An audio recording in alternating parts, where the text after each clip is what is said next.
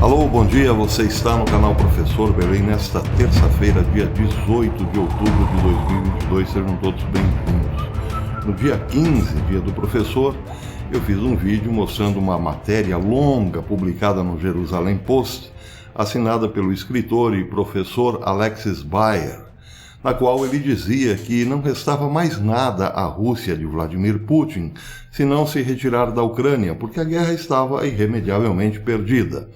A Putin, dizia Baer, só restava voltar para casa e tentar salvar a sua carreira política. No mesmo vídeo, eu disse que as coisas poderiam ser bem diferentes. Antes, pelo contrário, ao invés de retirar-se da Ucrânia, a Rússia tentaria destruir toda a sua infraestrutura.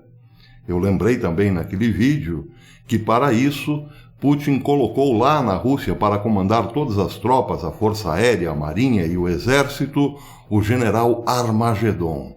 E hoje, uma matéria da RT confirma que eu estava certo. Vejam que interessante essa matéria saída hoje na RT News, que diz o seguinte: a Ucrânia sofreu hoje uma série de ataques contra a sua infraestrutura de energia em várias regiões do país. Enquanto isso, a mídia local informa que alertas aéreos foram ativados em todo o território ucraniano.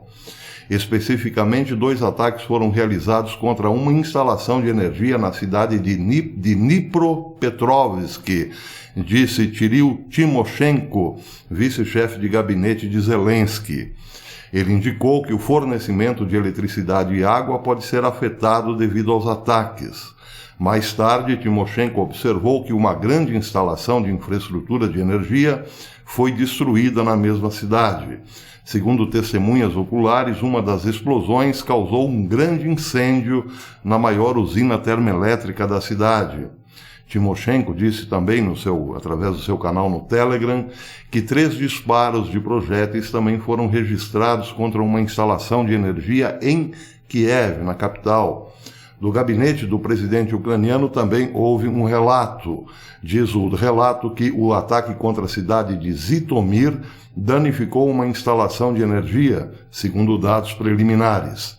Já o prefeito de Zitomir, Sergei Sukhomlin, disse que o fornecimento de eletricidade e água na cidade foi cortado após os ataques.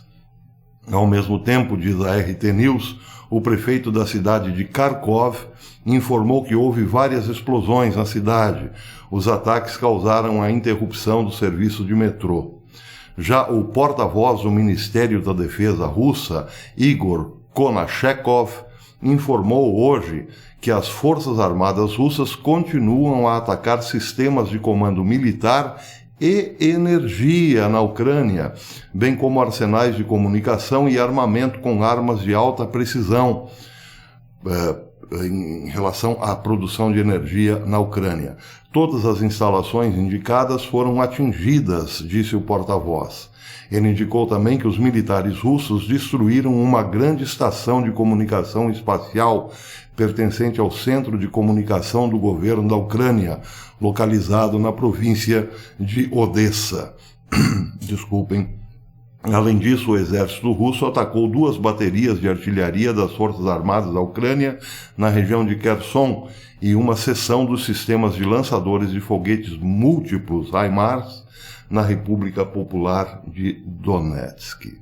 Bem, isso quer dizer que a angústia das nações aumenta.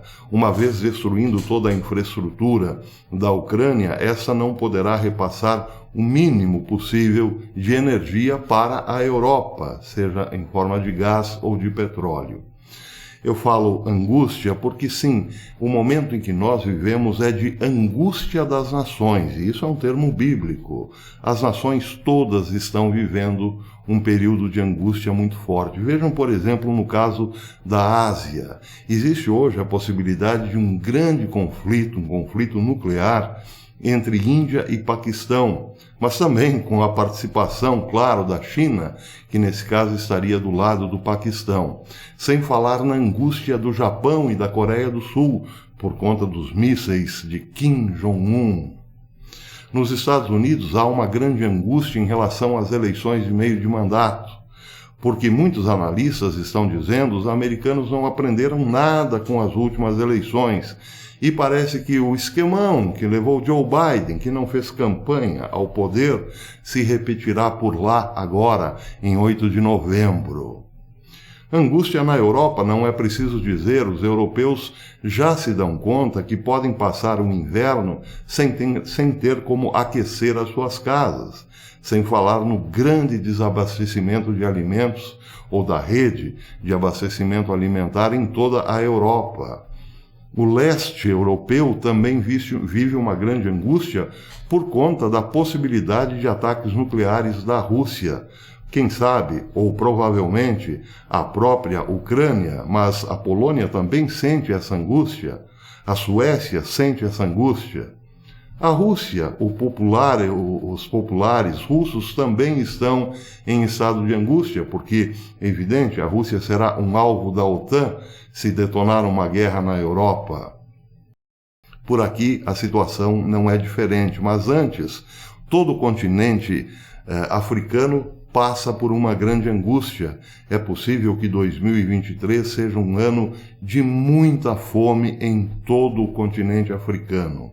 E aqui? Bem, aqui não precisamos dizer, estamos em estado de angústia permanente que se estenderá até as eleições e, quem sabe, depois das eleições. Na Argentina nem é preciso dizer o estado de angústia do argentino que vive hoje uma inflação de 100% ao ano. Essa inflação quer dizer o seguinte: enquanto o popular está almoçando, o preço do seu prato feito está subindo. Pois é. Bem, esse estado de angústia que abala hoje, que afeta todas as nações, requer, sim, explicações, e muitos vão buscar no sobrenatural. Muita gente olha para o céu esperando respostas, ou perguntando: até quando, Senhor? Bem, em relação a isso, um fato bastante curioso que está chamando a atenção em um vídeo que tem rodado o mundo ultimamente. O vídeo foi gravado na frente do templo, no Monte do Templo. Um morador do Monte das Oliveiras, em Jerusalém, olhou para o templo no último dia da festa dos tabernáculos, dia 16, antes de ontem, e achou estranho, viu uma imagem que para ele era uma anomalia sobrenatural. Então ele pegou a sua câmera e gravou. As imagens são essas que vocês estão vendo. Aqui está o Monte do Templo, em Jerusalém, na Jerusalém Velha, bem ao centro da imagem. Agora a imagem se aproxima, porque eu vou dar uma pausa aqui, porque o que chamou a atenção de Josh Vander, morador do Monte das Oliveiras, foi esta imagem em branco aqui. O morador é antigo na região e diz que nunca viu uma imagem semelhante antes na frente do Monte do Templo. Para ele parecia um gigantesco vestido de noiva. Então, aproximando-se, ele percebeu que a imagem é muito maior do que uma pessoa. Vocês verão aqui agora uma pessoa passando em frente a esta imagem. Bem, é claro que o morador do Monte das Oliveiras, Josh Vander, se pergunta, afinal, o que é esta imagem? Muita gente já disse, não, isso é só um efeito do sol. Mas ele, como é morador antigo e nunca presenciou algo parecido, não se deu por satisfeito com essa explicação. Já outros estão dizendo que se trata de um fantasma. E ainda outros, aqueles mais atentos às palavras das Escrituras, dizem que é o anjo de Israel que desceu ou saiu do templo e se colocou na frente do templo para avisar os judeus de que as coisas para 2023, ou melhor, para o próximo ano judaico, serão bastante difíceis, porque nesse caso o anjo representaria a justiça de Deus que está para chegar. O anjo, pode ser que a imagem queira dizer isso, está chegando. O anjo do Senhor, nesse caso, não virá para ser misericordioso, e sim para ser justo, para cegar a terra, já que, supõe-se, o joio e o trigo estão bem crescidos. Quem está acompanhando a angústia das nações e tudo o que tem acontecido, tanto de bom quanto de mal, pode até concordar. Sim, o joio e o trigo já estão bastante crescidos. Então, independentemente de ser uma anomalia sobrenatural ou não, o fato é que a realidade nos mostra que o tempo urge e precisamos nos religar a Deus o quanto antes, meus amigos, porque as coisas estão acontecendo e rapidamente. Por enquanto é isso. Até amanhã, se Deus quiser.